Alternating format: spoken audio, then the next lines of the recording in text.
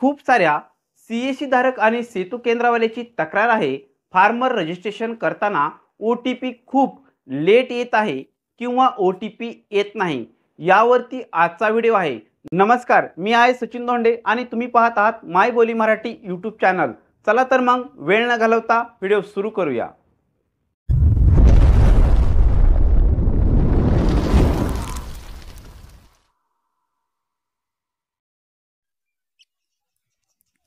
Farmer registration करण्यासाठी या साईटवरती यायचं आहे.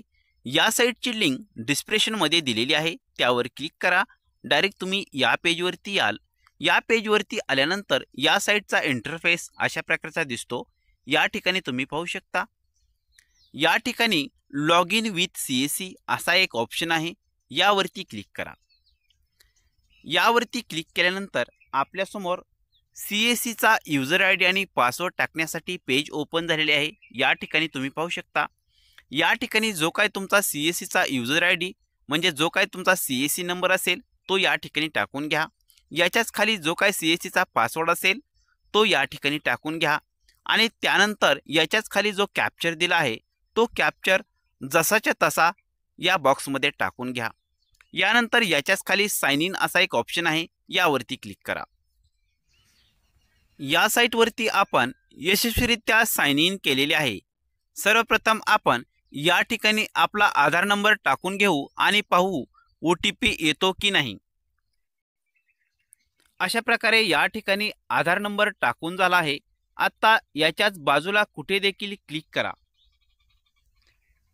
अशा प्रकारे क्लिक केल्यानंतर या ठिकाणी दाखवले जात आहे की आपल्या रजिस्टर मोबाईल नंबरवरती OTP पाठवण्यात आलेला आहे, परंतु आणखीन देखील आपल्या मोबाईल नंबरवरती OTP आलेला नाही.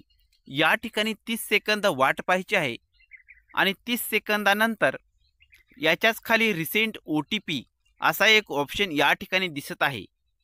या ठिकाणी तुम्ही पाहू शकता. अशा प्रकारे रिसेंट OTP असा एक ऑप्शन या ठिकाणी दिसत आहे. यावरती क्लिक करा. यावरती क्लिक केल्यानंतर आपल्या आधार लिंक मोबाईल नंबरला OTP पाठवण्यात येतो. यासाठी रिसेंट OTP या पर्यायाचा वापर करायचा आहे. ही एक पहिली पद्धत आहे. ज्यावेळेस आपल्या आधार कार्डला OTP येत नाही तर अशा प्रकारे तुम्ही रिसेंट OTP करून तुम्ही OTP घेऊ शकता. या केसमध्ये देखील OTP आला नाही तर या ठिकाणी दुसरा पर्याय आपण वापरायचा आहे. काय आहे दुसरा पर्याय या ठिकाणी पाहूया. हे आपण कॅन्सल करून घेऊया. अशा प्रकारे आपण कॅन्सल केले आहे. आता या ठिकाणी तुम्ही पाहू शकता रिसीट असा एक ऑप्शन आहे, यावरती क्लिक करा. यावरती क्लिक केल्यानंतर आपल्यासमोर अशा प्रकारचा एक पॉपअप आला आहे. या ठिकाणी येस ऑप्शनवरती क्लिक करा. आपण या ठिकाणी साईटवरती रिसीट केले आहे. आता पुन्हा एकदा आपला आधार नंबर या ठिकाणी टाका आणि या ठिकाणी आधार नंबर टाकून आपला OTP येतोय का पहा. या ठिकाणी आपण आधार क्रमांक टाकूया. या ठिकाणी पुन्हा एकदा आपण आधार क्रमांक टाकून घेतला आहे. परत एकदा बाजूला कुठेतरी क्लिक करा. अशा प्रकारे क्लिक केल्यानंतर या ठिकाणी काही वेळ वाट पाहायची आहे. आपल्या रजिस्टर नंबरवरती OTP आला तर या ठिकाणी टाकून घ्यायचा आहे.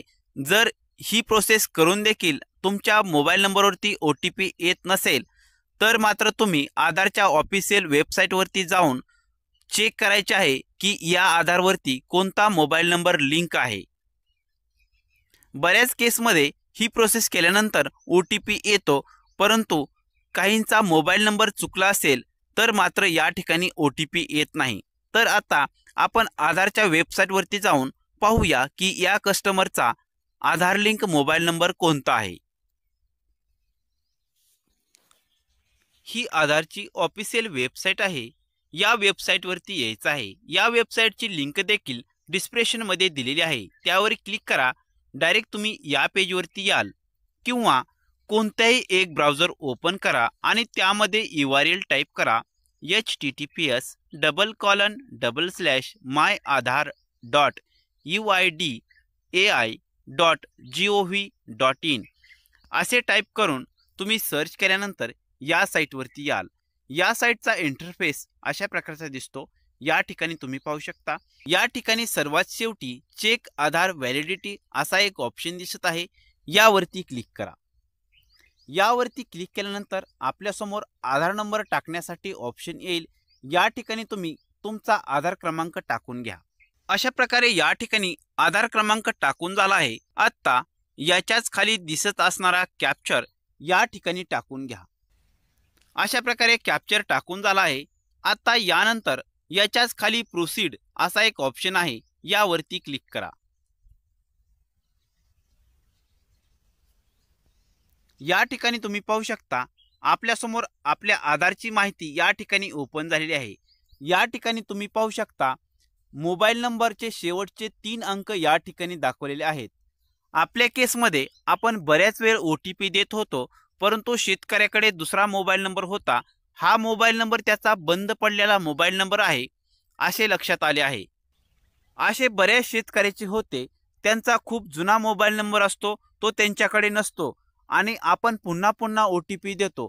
यासाठी प्रत्येक शेतकऱ्याचा जर OTP येत नसेल तर तुम्ही या पद्धतीने चेक करू शकता। व्हिडिओ आवडला असेल तर व्हिडिओला लाईक करा, गरजू मित्रांना आणि CSC धारकांना हा व्हिडिओ शेअर करा आणि ही प्रोसेस करत असताना तुम्हाला काही अडचणी येत असतील तर कमेंट बॉक्समध्ये कमेंट करा। अशाच नवनवीन आणि माहितीपूर्ण अपडेटसाठी मायबोली मराठी यूट्यूब चॅनलला सबस्क्राईब करा। धन्यवाद। जय हिंद, जय महाराष्ट्र।